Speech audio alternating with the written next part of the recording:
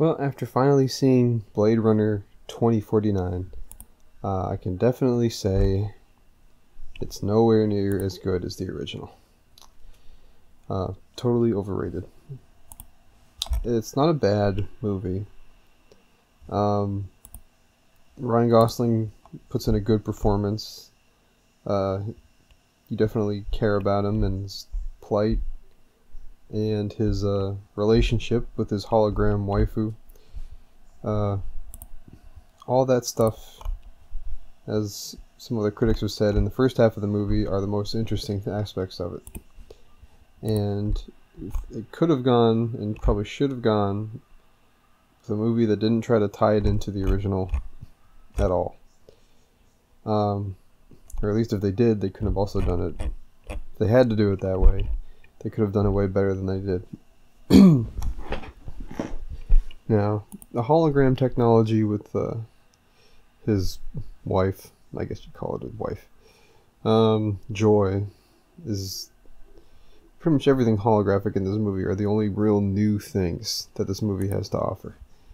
The plotline of what really is real or not kind of works better with that than it does with Ridley Scott trying to this always decorative replicant bullshit, which sort of has a state part in this movie, unfortunately. Him dealing with his wife were some of the greatest scenes of the movie, and near the beginning, straight out of SpongeBob, he basically eats holographic meatloaf. He makes a bowl of, Ryan Gosling makes him a bowl of boring looking oatmealish food, and his wife, pretending to fix things up, overlays a hologram of like a steak dinner on top of it. Spoilers a little bit. She hires a prostitute that she can sync her movements up with, so it feels like he's actually touching her. All more interesting things than the actual plot of the movie, which is basically tying up the loose ends of Blade Runner's open ending. The original Blade Runner's open ending, which is fucking dumb. I understand why they did it, but it ends up being kind of like The Force Awakens, where it's just kind of copying. It's going what's done. It isn't just a straight up copy of a plot like Force Awakens was for A New Hope. But it just comes off as, makes me feel like they're just aping the original, trying to one up it more so than they are really making something complimentary. Jared Leto's character as not Tyrell is just a over the top, sadistic for no reason retard, who isn't really much of a villain anyway because he's barely in the movie, and two, his intentions overall are kind of the same as the good guy's intentions, which are, I guess spoilers, I've already said it, replicants and I guess sympathizers too, who are trying to secure the future for replicants by getting ones that can have kids, that can actually breed, like Children of Men kind of ish dilemma. But you gotta have a bad guy for action scenes or whatever.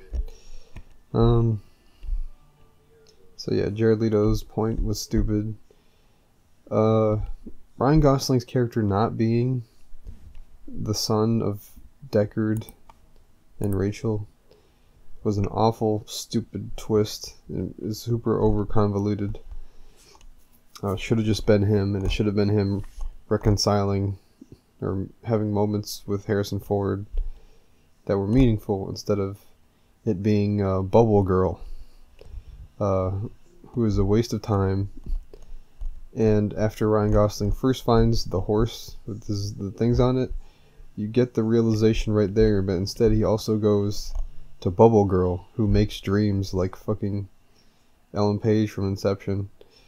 But she has to be in a big glass dome because she just gets sick and die without it.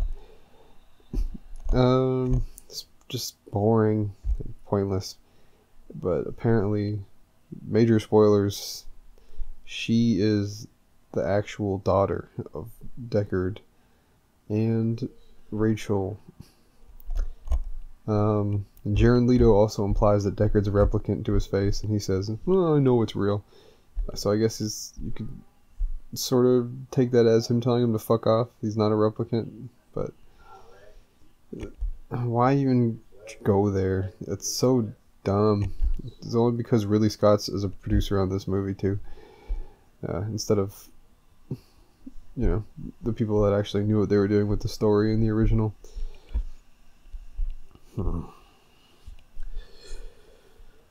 A lot of problems, but the movie is compelling for at least half the time. Ryan Gosling is a good lead, and the visuals are great.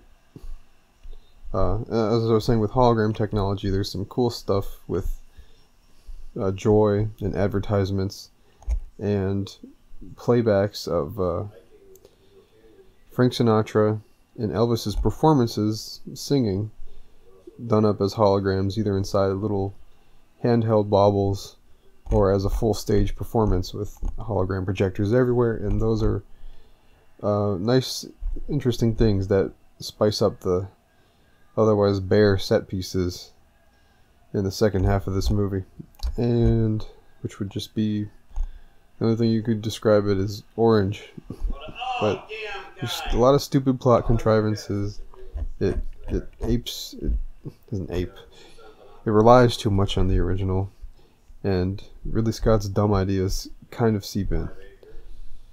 And as a last nitpick, the subtitles in this movie are fucking dumb and tiny as hell. Are these subtitles for ants? It's a stupid, Ben Stiller meme joke. But literally, I had to squint and move them forward in my seat to even kind of read it. And they changed part of the font to like red, so it doesn't really show up well compared to the darkish backgrounds.